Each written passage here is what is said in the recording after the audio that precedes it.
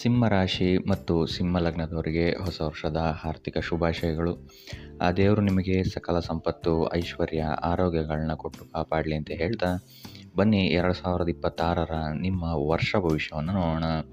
ಮೊದಲನೇದಾಗಿ ಪ್ರಮುಖ ಗ್ರಹಗಳ ಚಲನೆಯನ್ನು ನಾವು ನೋಡುವಂಥದ್ದಾದರೆ, ಗುರುಗ್ರಹ ಜನವರಿಯಿಂದ ಹಿಡಿದು ಮೇವರೆಗೂ ವೃಷಭ ರಾಶಿಯಲ್ಲಿ ಅಂದರೆ 10ನೇ ಮನೆಯಲ್ಲಿ ಗೋಚರ ಆಗ್ತಾನೆ. ಸೊ ಇದರಿಂದಾಗಿ ಇದು ಬಂದು ನಿಮಗೆ ಕರ್ಮಸ್ಥಾನ ಆಗಿರೋದ್ರಿಂದಾಗಿ ಇಲ್ಲಿ ನಿಮಗೆ ವೃತ್ತಿಗೆ ಸಂಬಂಧಿಸಿದಂತೆ ಅತ್ಯುತ್ತಮವಾದಂತಹ ಫಲಗಳನ್ನು ನೀವು ನೋಡ್ತೀರಾ ಅಂತಲೇ ಹೇಳ್ಬೋದು. ವೃತ್ತಿರಂಗದಲ್ಲಿ ಯಶಸ್ಸು, ಕೀರ್ತಿ, ಹೆಸರನ್ನು ಗಳಿಸ್ತೀರಾ ಅಂತಲೇ ಹೇಳ್ಬೋದು. ಇದಲ್ಲದೆ ನಿಮ್ಮ ಮಿತ್ರರ ಸಹಕಾರವು ಸಹಿತ ನಿಮಗೆ ಇಲ್ಲಿ ಉತ್ತಮವಾಗಿ ಸಿಗುತ್ತೆ ಅಂತಲೇ ಹೇಳ್ಬೋದು.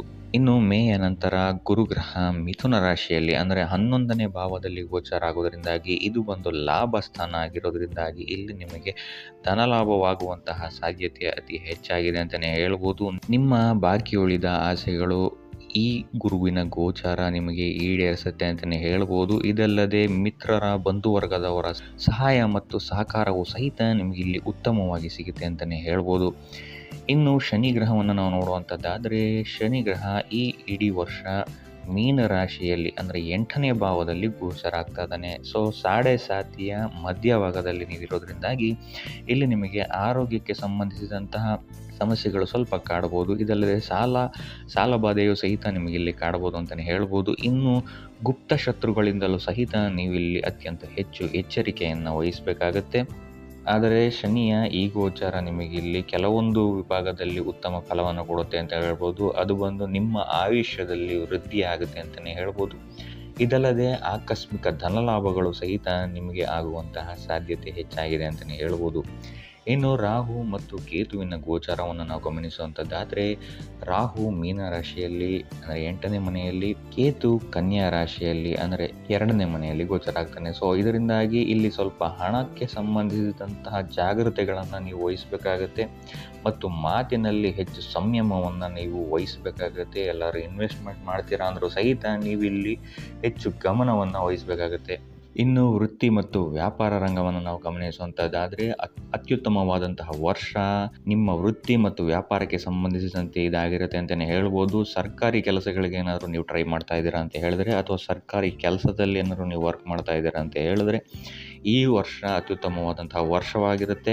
ಇನ್ನು ವೃತ್ತಿ ಮತ್ತು ವ್ಯಾಪಾರ ರಂಗವನ್ನು ನಾವು ಗಮನಿಸುವಂಥದ್ದಾದರೆ, ಈ ವರ್ಷ ಅತ್ಯುತ್ತಮವಾದಂತಹ ವರ್ಷವಾಗಿರುತ್ತೆ. ನಿಮ್ಮ ವೃತ್ತಿ ಮತ್ತು ವ್ಯಾಪಾರಕ್ಕೆ ಸಂಬಂಧಿಸಿದಂತೆ ನೀವೇನಾದ್ರು ಸರ್ಕಾರಿ ಕೆಲಸಗಳಿಗೆ ಏನಾದ್ರು ಟ್ರೈ ಮಾಡ್ತಾ ಇದ್ದೀರಾ ಅಂತ ಹೇಳಿದ್ರೆ, ಅಥವಾ ಸರ್ಕಾರಿ ಕೆಲಸದಲ್ಲಿದ್ದರೂ ಸಹಿತ ಇಲ್ಲಿ ಅತ್ಯುತ್ತಮವಾದಂತಹ ಫಲವನ್ನು ಈ ವರ್ಷ ನೀವು ನೋಡ್ತೀರಾ ಅಂತಲೇ ಹೇಳ್ಬೋದು. ನೀವೇನಾದ್ರು ರಾಜಕಾರಣಿಗಳಾಗಿದ್ದರೆ, ನಾಯಕತ್ವದಂತಹ ಹುದ್ದೆಗಳಲ್ಲಿದ್ದರೆ ಅಂದರೆ ಮ್ಯಾನೇಜರ್ಸ್ಗಳೇನಾದ್ರು ಆಗಿದ್ದರೆ ಈ ವರ್ಷ ನಿಮಗೆ ಪದೋನ್ನತಿ ಆಗುವಂತಹ ಸಾಧ್ಯತೆ ಹೆಚ್ಚಾಗಿದೆ ಅಂತಲೇ ಹೇಳ್ಬೋದು. ಇದಲ್ಲದೆ ಗೌರವವು ಸಹಿತ ನಿಮಗೆ ಈ ವರ್ಷ ಹೆಚ್ಚಾಗಿ ಸಿಗುತ್ತೆ ಅಂತಲೇ ಹೇಳ್ಬೋದು. ಇನ್ನು ನೀವೇನಾದರೂ ವ್ಯಾಪಾರಿಗಳಾಗಿದ್ದರೆ, ವ್ಯಾಪಾರದಲ್ಲಿ ಏನಾದರೂ ವಿಸ್ತಾರ ಮಾಡಬೇಕು ಅಂದ್ಕೊಂಡಿದ್ರೆ ಅಥವಾ ಎಕ್ಸ್ಪೆನ್ಷನ್ ಮಾಡಬೇಕು ಅಂತ ಏನಾದ್ರು ಅಂದ್ಕೊಂಡಿದ್ರೆ ಈ ವರ್ಷ ಉತ್ತಮವಾದಂತಹ ಸಪೋರ್ಟ್ ನಿಮಗೆ ಸಿಗುತ್ತೆ ಅಂತಲೇ ಹೇಳ್ಬೋದು. ಹೊಸ ಬಿಸ್ನೆಸ್ ಆಪರ್ಚುನಿಟೀಸ್ಗಳು ನಿಮಗೆ ಈ ವರ್ಷ ಹೆಚ್ಚಾಗಿ ಸಿಗುತ್ತೆ ಅಂತಲೇ ಹೇಳ್ಬೋದು. ಇದಲ್ಲದೆ ಮೇಯ ನಂತರ ಗುರುವಿನ ಗೋಚಾರದಿಂದಾಗಿ ಇಲ್ಲಿ ನಿಮಗೆ ಧನದಲ್ಲಿ ತೀವ್ರವಾದಂತಹ ವೃದ್ಧಿಯನ್ನು ನೀವು ನೋಡ್ತೀರಾ ಅಂತಲೇ ಹೇಳ್ಬೋದು. ಒಟ್ಟಾರೆಯಾಗಿ ವೃತ್ತಿ ಮತ್ತು ವ್ಯಾಪಾರ ರಂಗದಲ್ಲಿ ಅತ್ಯುತ್ತಮವಾದಂತಹ ವರ್ಷವಾಗಿರುತ್ತೆ ಅಂತಲೇ ಹೇಳ್ಬೋದು. ಇನ್ನು ಆರ್ಥಿಕ ಸ್ಥಿತಿಯನ್ನು ನಾವು ಗಮನಿಸುವಂತಾದರೆ, ಆರ್ಥಿಕ ಸ್ಥಿತಿಯಲ್ಲೂ ಸಹಿತ ಈ ವರ್ಷ ಅತ್ಯುತ್ತಮವಾದಂತಹ ವರ್ಷವಾಗಿರುತ್ತೆ. ಉತ್ತಮ ಆದಾಯ, ಹೊಸ ಆದಾಯದ ಮೂಲಗಳನ್ನು ನೀವು ಹುಡುಕೊಳ್ತೀರಾ ಅಂತಲೇ ಹೇಳ್ಬೋದು. ಇನ್ನು ನೀವೇನಾದರೂ ಹೂಡಿಕೆಗಳು ಮಾಡಿದರೆ ಷೇರು ಅಥವಾ ಆಸ್ತಿಗಳ ಮೇಲೆ ಲಾಭದಾಯಕವಾಗಿರುತ್ತೆ ಅಂತಲೇ ಹೇಳ್ಬೋದು. ಅದು ಮೇಯ ನಂತರ ಅತ್ಯುತ್ತಮವಾದಂತಹ ಧನವೃದ್ಧಿಯನ್ನು ನೀವು ನೋಡ್ತೀರಾ ಅಂತಲೇ ಹೇಳ್ಬೋದು. ಇನ್ನು ನೀವೇನಾದರೂ ಸಾಲ ಏನಾದರೂ ಮಾಡ್ಕೊಂಡಿದ್ರು ಸಹಿತ ಅದರಿಂದಲೂ ಸಹಿತ ಮೇಯ ನಂತರ ಮುಕ್ತಿಯನ್ನು ಹೊಂದ್ತೀರಾ ಅಂತಲೇ ಹೇಳ್ಬೋದು. ಇನ್ನು ಪ್ರೇಮ ಜೀವನಕ್ಕೆ ಸಂಬಂಧಿಸಿದಂತೆ ಈ ವರ್ಷವೂ ಸಹಿತ ನಿಮಗೆ ಪ್ರೇಮಿಗಳಿಗೂ ಸಹಿತ ಉತ್ತಮವಾದಂತಹ ವರ್ಷವಾಗಿರುತ್ತೆ. ಜನವರಿಯಿಂದ ಜೂನ್ವರೆಗೂ ಸಹಿತ ಇಲ್ಲಿ ನಿಮಗೆ ಪ್ರೇಮ ಯೋಗದ ಬಲ ಹೆಚ್ಚಾಗಿದೆ ಅಂತಲೇ ಹೇಳ್ಬೋದು. ಇನ್ನು ದಾಂಪತ್ಯ ಜೀವನವನ್ನು ನಾವು ನೋಡುವಂಥದ್ದಾದರೆ, ದಾಂಪತ್ಯ ಜೀವನದಲ್ಲೂ ಅಷ್ಟೇ ಸೌಖ್ಯ ಉತ್ತಮವಾಗಿರುತ್ತೆ ಅಂತಲೇ ಹೇಳ್ಬೋದು. ಇದಲ್ಲದೆ ಸಂತಾನ ಭಾಗ್ಯವು ಸಹಿತ ಈ ವರ್ಷ ನಿಮಗಿದೆ ಅಂತಲೇ ಹೇಳ್ಬೋದು. ಇನ್ನು ಪತಿ ಪತ್ನಿಯರ ಸಂಬಂಧ ಇನ್ನೂ ಗಟ್ಟಿಯಾಗುತ್ತೆ ಅಂತಲೇ ಹೇಳ್ಬೋದು. ಇದಲ್ಲದೆ ಪ್ರವಾಸಕ್ಕೆ ಹೋಗುವ, ಮೋಜಿಗಾಗಿ ಪ್ರವಾಸಕ್ಕೆ ಹೋಗುವಂತಹ ಸಾಧ್ಯತೆಗಳು ಸಹಿತ ಹೆಚ್ಚಾಗಿದೆ ಅಂತಲೇ ಹೇಳ್ಬೋದು. ಸೊ ಒಟ್ಟಾರೆಯಾಗಿ ಪ್ರೇಮ ಮತ್ತು ದಾಂಪತ್ಯ ಜೀವನದಲ್ಲೂ ಅಷ್ಟೇ ಈ ವರ್ಷ ಅತ್ಯುತ್ತಮವಾದಂತಹ ವರ್ಷವಾಗಿರುತ್ತೆ.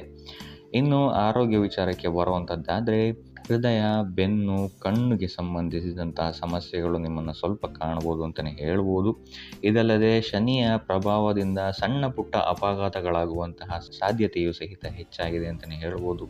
ಅದರಿಂದಾಗಿ ಸ್ವಲ್ಪ ವಾಹನ ಚಾಲನೆ ಮಾಡುವಾಗ ಅತ್ಯಂತ ಹೆಚ್ಚು ಜಾಗರೂಕತೆಯನ್ನು ವಹಿಸುವಂಥದ್ದು ಉತ್ತಮವಾಗಿರುತ್ತೆ.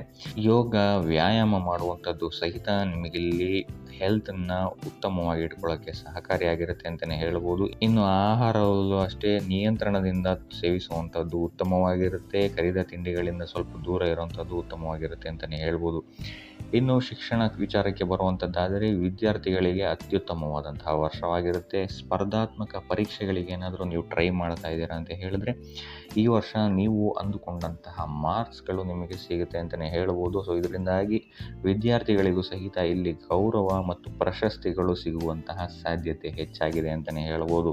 ಇನ್ನು ಪರಿಹಾರಕ್ಕೆ ಬರುವಂಥದ್ದಾದರೆ ಭಾನುವಾರದಂದು ಸೂರ್ಯನಿಗೆ ಅರ್ಘ್ಯವನ್ನು ಸಮರ್ಪಿಸುವಂಥದ್ದು ಅಥವಾ ಆದಿತ್ಯ ಹೃದಯದ ಸ್ತೋತ್ರವನ್ನು ಪಠಿಸುವಂಥದ್ದು ಉತ್ತಮ ಫಲವನ್ನು ನಿಮಗೆ ಕೊಡುತ್ತೆ ಅಂತಲೇ ಹೇಳ್ಬೋದು. ಇದಲ್ಲದೆ ಚಂದನದ ತಿಲಕವನ್ನು ಹಾಕುವಂಥದ್ದು ಸಹಿತ ನಿಮಗಿಲ್ಲಿ ಉತ್ತಮ ಫಲವನ್ನು ಕೊಡುತ್ತೆ ಅಂತಲೇ ಹೇಳ್ಬೋದು. ಇನ್ನು ಭಾನುವಾರದಂದು ಗೋಧಿಯನ್ನು ದಾನ ಮಾಡುವಂಥದ್ದು ಸಹಿತ ನಿಮಗಿಲ್ಲಿ ಉತ್ತಮ ಫಲವನ್ನು ಕೊಡುತ್ತೆ ಅಂತಲೇ ಹೇಳ್ಬೋದು. ಇನ್ನು ಶನಿವಾರ ಆಂಜನೇಯನಿಗೆ ತೈಲಾಭಿಷೇಕ ಅಥವಾ ಕಪ್ಪು ಎಳ್ಳನ್ನು ದಾನ ಮಾಡುವಂಥದ್ರಿಂದಾಗಿ ಸಹಿತ ನಿಮಗಿಲ್ಲಿ ಬರುವಂತಹ ಸಾಡೆ ಸಾತಿಯಿಂದ ಪರಿಹಾರವನ್ನು ಕೊಡುತ್ತೆ ಅಂತಲೇ ಹೇಳ್ಬೋದು. ಸೊ ಒಟ್ಟಾರೆಯಾಗಿ ನೋಡುವಂಥದ್ದಾದರೆ ಈ ವರ್ಷ ಸಿಂಹ ರಾಶಿ ಮತ್ತು ಸಿಂಹ ಲಗ್ನದವರಿಗೆ ಅತ್ಯುತ್ತಮವಾದಂತಹ ವರ್ಷವಾಗಿರುತ್ತೆ ಅಂತಲೇ ಹೇಳ್ಬೋದು. ಶನಿಯ ಗೋಚರ ನಿಮಗಿಲ್ಲಿ ಕೆಲವೊಂದು ಅಂದರೆ ಅಷ್ಟು ಮೇಜರ್ ಆಗಿಲ್ಲದರೂ ಮೈನರ್ ಆಗಿ ಸ್ವಲ್ಪ ತೊಂದರೆಗಳನ್ನು ಕೊಟ್ಟರು ಸಹಿತ ಗುರುವಿನ ಗೋಚರ ನಿಮಗಿಲ್ಲಿ ಅತ್ಯುತ್ತಮವಾದಂತಹ ಸಪೋರ್ಟನ್ನು ಕೊಡುತ್ತೆ ಅಂತಲೇ ಹೇಳ್ಬೋದು. ಸೊ ಇದಾಗಿತ್ತು ಸಿಂಹ ರಾಶಿಯವರ 2026 ವರ್ಷ ಭವಿಷ್ಯ.